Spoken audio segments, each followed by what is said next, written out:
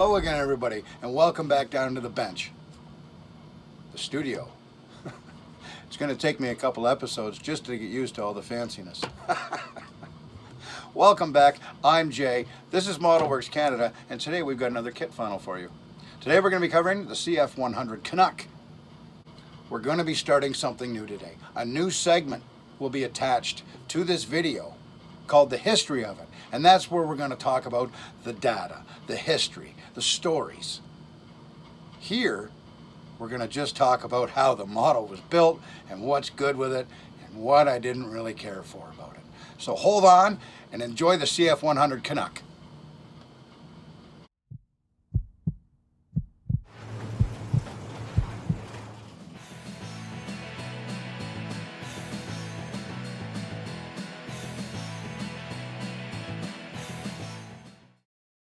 Okay, CF-100 Canuck, awesome plane. This one's done in the 409 Nighthawk Squadron livery.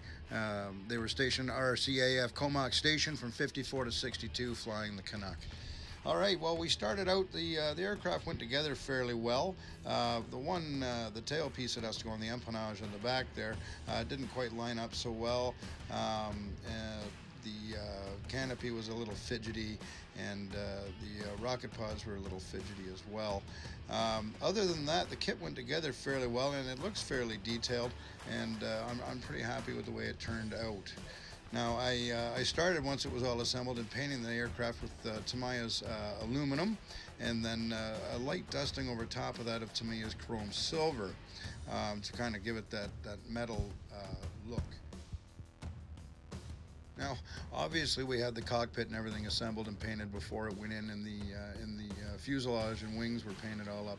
So moving right along, after the silver was painted and it was good and dry, I masked off and painted the de-icing boots on the wings there and on the front of the horizontal stabilizer, as well as the black on the nose of the aircraft.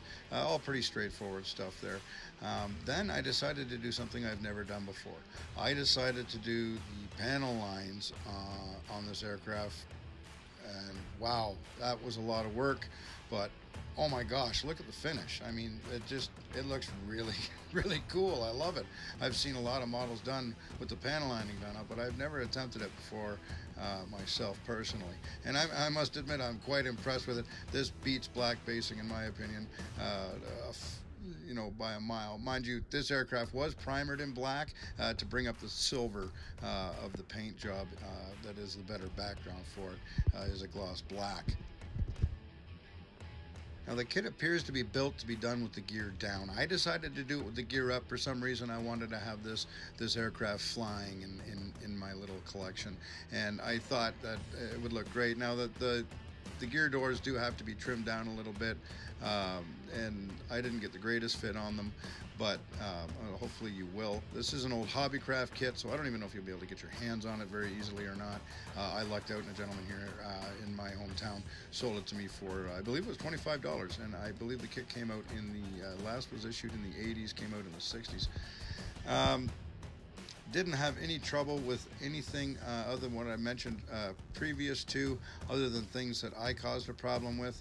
I did break a wing off after I finished the kit entirely. It's such a frustrating thing, and I know all of you have experienced it, or any of you that have built a model before have probably broke a part off, and it's you just want to rip your hair out, because it never seems to want to glue back on quite right. You know, when I was a kid and when I was a teenager, I thought the Canuck was the ugliest aircraft I've ever seen in my life, and it still ranks up there, don't get me wrong. But after having learned that it holds a place in history as being the first straight-wing aircraft to achieve controllable supersonic flight, I had a whole new vision of respect for this aircraft. Don't forget, if you want to learn some more really cool facts about this aircraft, then head on over to our video that accompanies it, link in the description below, The History of It, CF-100 Canuck.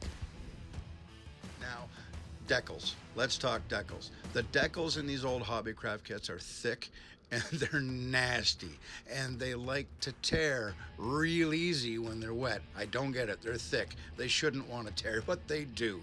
So, I put them on. There's about 4 or 5 coats of decal softener on them just to get them to sit into the panel lines and the grooves around them, and I still had problems getting them to pronounce with the black wash.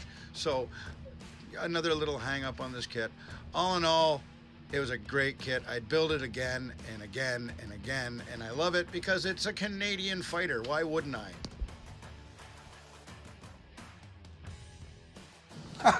There we go. That's the end of the review today. That's all I've got to say, really. Thanks for stopping by. I really appreciate everybody coming down here. And we're coming up on 200 subscribers. We dropped down to 178 from 180. I'm not sure how. Maybe it was the Snap Together kit.